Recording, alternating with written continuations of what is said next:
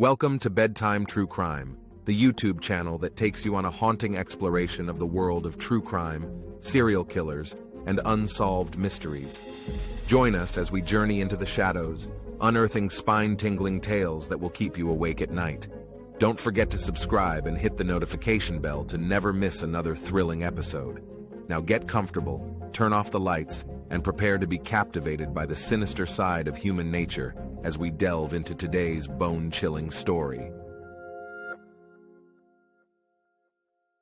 In the late 1970s, northern England was gripped by fear as a series of gruesome murders unfolded. A sinister figure haunted the night, stalking vulnerable women and leaving behind an unimaginable trail of horror. This chilling case would become one of Britain's most notorious murder investigations, that of Peter Sutcliffe, known as the Yorkshire Ripper. Our story begins in West Yorkshire, where picturesque countryside contrasts sharply with its industrial heartland. Amidst this backdrop, Peter Sutcliffe grew up in a working-class family alongside his unsuspecting peers. Unbeknownst to them all lay dormant a monster lurking beneath his ordinary facade. As we delve deeper into this harrowing tale, you'll discover how police struggled for years against mounting odds to catch the elusive killer who terrorized communities across northern England. We'll explore shattered lives left in his wake and reveal just how close he came to slipping through their fingers time after time. Stay with us until the end, when we uncover what ultimately led to his capture and unearth disturbing secrets that have only recently come to light. So dim your lights, lock your doors, and brace yourself for a spine-chilling journey into darkness as we unravel the twisted story of Peter Sutcliffe, the Yorkshire Ripper. In these dark corners of history lie hidden truths waiting to be discovered, shocking events that will challenge everything you thought you knew about human nature itself. Join us on this thrilling expedition into the unknown depths of depravity as we shine a light on long-buried secrets and bring justice back from beyond the grave. On a fateful night of October 30th, 1975, the unsuspecting streets of Chapeltown in Leeds were about to witness the beginning of a horrifying series of attacks. Known for its red light district at the time, this area attracted vulnerable women like Wilma McCann. Wilma had been enjoying her evening out when she crossed paths with Peter Sutcliffe. Unaware of his sinister intentions, she accepted his offer for a ride home. Instead of taking her to safety, Sutcliffe drove her towards an isolated location near Prince Philip playing fields, where darkness enveloped them both. The moonlit sky provided just enough light as he carefully selected his weapon, a hammer that would later become synonymous with terror. With calculated precision and cold brutality, he struck Wilma multiple times on the head before stabbing her over a dozen times with vicious intent. As dawn broke through the trees and morning dew settled upon the grass, an eerie silence was disrupted by birds singing their chorus unaware of the horror nearby. It wasn't until a milkman embarked on his early rounds that Wilma's lifeless body was discovered, her clothes disheveled and blood staining the ground around her like crimson paint splattered across nature's canvas. Word spread quickly throughout the community as fear tightened its grip on every resident's heart. Women received stern warnings against walking alone after dark or accepting rides from strangers. But despite these precautions, it seemed inevitable that another innocent life would soon fall prey to this merciless predator, lurking in shadows yet unseen. On January 20th, 1976, the chilling winter air enveloped Leeds as Emily Jackson, a wife and mother of 3, faced desperate times. To support her struggling family, she turned to prostitution, unaware that this decision would lead her down a dark path towards an unthinkable fate. That fateful night, Sutcliffe's shadowy figure lurked in the city streets before he spotted Emily. He enticed her with promises of payment for her services and led her into his car under false pretenses. Instead of taking her to a safe location as she expected, he drove through desolate roads until they reached an isolated construction site where darkness swallowed them whole. As icy winds howled around them, Sutcliffe seized his opportunity, leaving no witnesses or prying eyes nearby. Armed with a hammer, which would become one of his signature weapons, he unleashed his fury upon Emily with merciless force. Blow after brutal blow rained down on her skull until she lay unconscious on the cold ground, her world fading away into nothingness. But even then, Sutcliffe wasn't satisfied. With callous intent, he retrieved a sharpened screwdriver from within his vehicle and proceeded to stab Emily over 50 times in a frenzied attack. The sheer viciousness displayed by this unknown killer was beyond comprehension. It seemed there was no limit to his sadistic desires. Leaving behind only death and destruction in his wake, Sutcliffe abandoned Emily's mutilated body at the desolate construction site like discarded trash, a gruesome testament to the horrors inflicted upon her during those final moments. The discovery of Emily's lifeless form sent shockwaves throughout West Yorkshire once more. Panic tightened its grip on every resident's heart as fear spread like wildfire across the region. As authorities scrambled to find any clues or leads that might bring them closer to unmasking this monstrous predator who had terrorized their communities yet again, one question lingered in everyone's mind. Who would be his next victim? The year 1977 marked a terrifying escalation in the Yorkshire Ripper's gruesome killing spree. Within mere months, Irene Richardson, Patricia Atkinson, Jane MacDonald, and Maureen Long all became victims of his savage brutality. Each crime scene bore witness to unspeakable horrors. Women mercilessly beaten with hammers or other blunt objects before being stabbed repeatedly, often after they had already drawn their last breaths. The killer seemed to derive perverse satisfaction from inflicting maximum pain and suffering upon his victims, leaving their bodies horrifically mutilated beyond recognition. One particularly chilling aspect of these murders was Sutcliffe's growing boldness as he carried out each attack. No longer confining himself to red light districts, he now preyed on women from various walks of life across West Yorkshire. This shift in tactics left an entire region paralyzed by fear and uncertainty.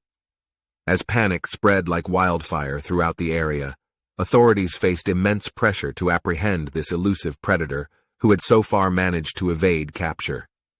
With limited forensic evidence available at the time and an ever-growing list of potential suspects, investigators found themselves locked in a seemingly unwinnable battle as they desperately sought any clues that might bring them closer to identifying the man behind such atrocities.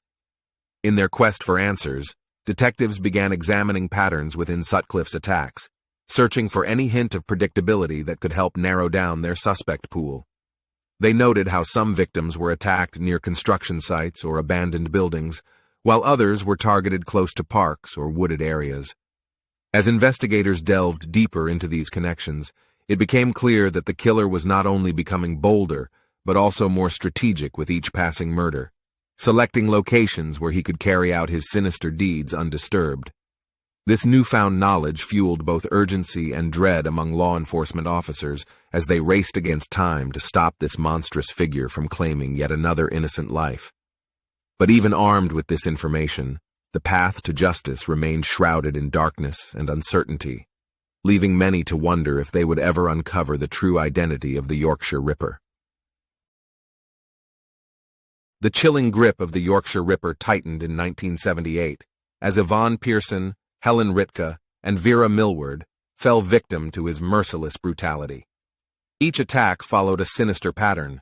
Unsuspecting women lured into secluded areas where they were savagely beaten with hammers or other blunt instruments before being stabbed multiple times. The crime scenes painted nightmarish images, blood-drenched earth, discarded garments, and mangled bodies bearing witness to the unimaginable torment inflicted upon these innocent souls. With each new atrocity committed by this sadistic predator, it became alarmingly evident that he was growing more self-assured in his ability to elude capture. In one particularly unsettling instance, Sutcliffe hid Yvonne Pearson's lifeless body beneath an abandoned sofa on a desolate patch of land in Bradford. 2 months passed before her remains were discovered by children playing nearby, their laughter turning into terror as they stumbled upon the gruesome scene. This morbid choice of hiding place seemed to suggest that Sutcliffe took perverse pleasure in concealing his grisly deeds from prying eyes. As panic spread like wildfire throughout West Yorkshire and beyond, authorities found themselves under immense pressure to bring this monstrous figure to justice. Yet despite their relentless efforts and countless hours spent examining evidence and pursuing leads, investigators remained frustratingly distant from revealing the true identity of the Yorkshire Ripper. Unbeknownst to them all lay dormant a monster lurking beneath his ordinary facade. As we delve deeper into this harrowing tale, As the investigation into the Yorkshire Ripper's heinous crimes persisted, authorities grappled with daunting challenges in their relentless pursuit of justice. Hindered by limited forensic technology at the time, crucial evidence such as DNA remained elusive, leaving investigators to rely on alternative methods. Undeterred, they meticulously combed through crime scenes and witness accounts, amassing a collection of fingerprints, tire tracks, and even a boot print left behind by Sutcliffe during one harrowing attack. Yet despite these efforts, no piece of evidence proved decisive enough to unmask the monster hiding among them. The police cast an extensive net over West Yorkshire and beyond, interviewing thousands upon thousands of people in hopes that someone held the key to solving this gruesome mystery. But as days turned into months, and then years without any solid leads surfacing, despair gnawed away at those tasked with ending the nightmare plaguing their communities. In 1979, a glimmer of hope emerged when John Humble sent a series of taunting letters and an audio tape to police under the chilling pseudonym Jack. The sinister correspondence tantalized investigators with promises of breakthroughs, only for it later to be revealed that Humble had orchestrated an elaborate hoax on law enforcement. This cruel twist not only frustrated, but also demoralized those working tirelessly on the case. Time was slipping through their fingers like sand, while they continued searching for answers hidden within shadows yet unseen. As each day passed without resolution or reprieve from terror stalking their streets, many began questioning whether they would ever succeed in bringing this ruthless predator to justice. Little did they know how close some encounters had been, moments where fate could have changed its course entirely, if only chance had favored them differently. And so we are left wondering, what secrets still lie buried beneath layers of deception, waiting patiently for discovery? What twists await us further down this darkened path leading towards truth concealed within darkness itself? The answers remain hidden, locked away in the depths of time as we continue our journey into the heart of this terrifying tale. As the body count continued to rise, an overwhelming sense of loss and devastation permeated throughout the communities affected by Sutcliffe's heinous crimes. The families left behind mourned their loved ones, grappling with the tragic reality that they would never see them again. For those who narrowly escaped Sutcliffe's clutches, life would be forever altered. One such survivor was Marcella Claxton, a young woman whose world collided with Sutcliffe's in 1976. On that fateful night, she found herself at his mercy when he brutally attacked her from behind with a hammer. Despite suffering severe injuries that required brain surgery and impaired her memory, Marcella miraculously survived, but not without carrying the physical and emotional scars for the rest of her days. Another chilling encounter unfolded on a cold November evening in 1980, when Teresa Sykes, just 16 years old at the time, crossed paths with Sutcliffe while walking home alone. He crept up behind her like a shadow before striking her head with a hammer. As pain seared through her skull and darkness threatened to engulf her consciousness, Teresa's screams pierced the air, alerting nearby neighbors who rushed to her aid. Their swift intervention forced Sutcliffe to flee into the night, as Teresa bravely fought for survival despite sustaining significant injuries. These harrowing accounts paint vivid images of terror and resilience in equal measure, serving as stark reminders of how close so many others came to meeting similar fates at the hands of this ruthless predator. Each survivor carried within them an unshakable reminder of what could have been if fortune had not intervened on their behalf during these moments where life hung precariously in balance between light and darkness. Peter Sutcliffe, the seemingly ordinary man responsible for the horrifying crimes of the Yorkshire Ripper, was born on June 2nd, 1946, in Bingley, West Yorkshire. He grew up surrounded by 5 siblings within a working-class family that had no inkling of the monster lurking beneath his unremarkable exterior. As Sutcliffe matured into adulthood, glimpses of his dark side began to surface, from minor acts of thievery during his teenage years to increasingly violent and twisted fantasies festering within his disturbed mind. These sinister thoughts would eventually manifest themselves as unspeakable acts of violence against innocent women. The driving force behind Sutcliffe's murderous rampage remains shrouded in mystery even today. While some theories suggest deep-seated misogyny fueled his uncontrollable rage towards women, others propose feelings of inadequacy or resentment towards society, as potential catalysts for his descent into darkness. Throughout their tireless investigation, law enforcement officers unknowingly crossed paths with Sutcliffe on multiple occasions. In fact, he was interviewed at least 9 times, but managed to slip through their fingers each time due to various oversights and missed opportunities.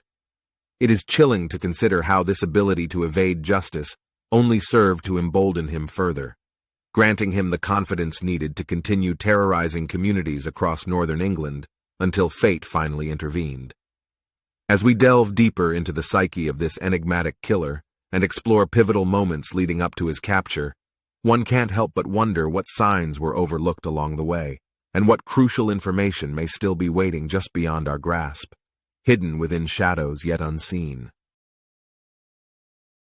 The relentless manhunt for the Yorkshire Ripper stretched across several agonizing years, with law enforcement tirelessly piecing together fragments of evidence in hopes of unearthing the identity of this elusive killer.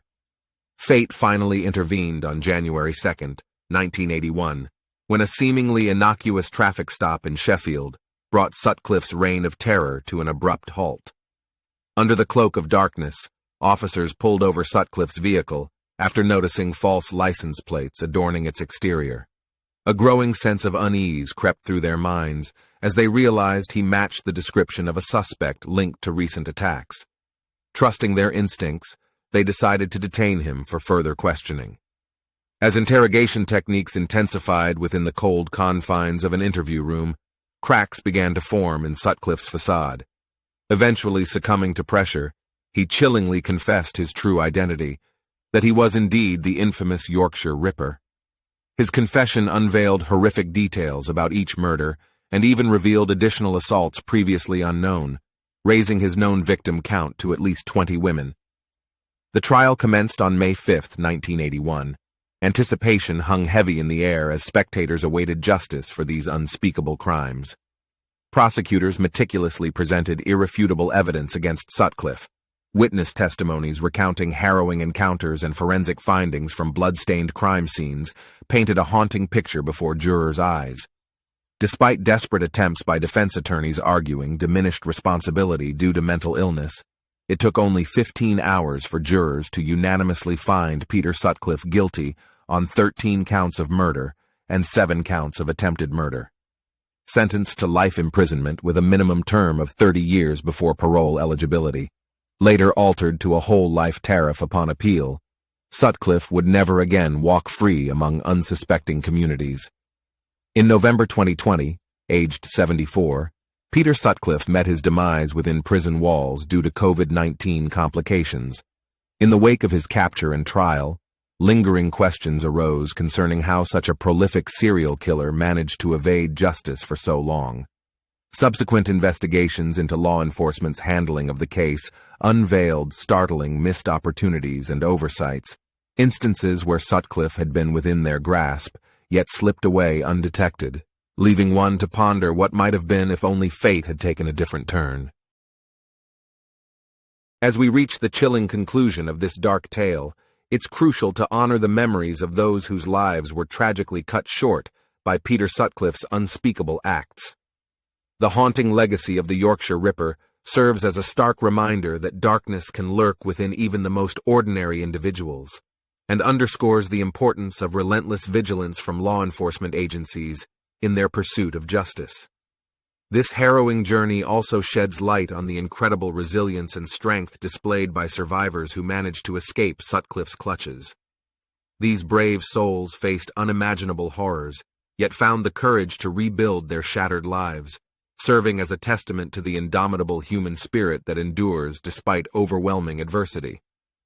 As we reflect upon these tragic events, one cannot help but ponder what might have been if only fate had taken a different turn, or if authorities had recognized critical clues earlier in their investigation. What secrets still remain hidden beneath layers of deception, waiting patiently for discovery? How many more victims could have been spared had chance favored them differently? The answers may forever be locked away in time, leaving us with an unsettling sense of unease about just how close evil can come without being detected. It is our hope that sharing these stories not only honors those lost, but also serves as a powerful lesson. Never underestimate the depths of depravity lurking within seemingly ordinary people. With heavy hearts, we bid farewell to this grisly saga and encourage you all to stay vigilant against any signs of danger lurking around you. Keep your loved ones close and remember that sometimes truth truly is stranger than fiction.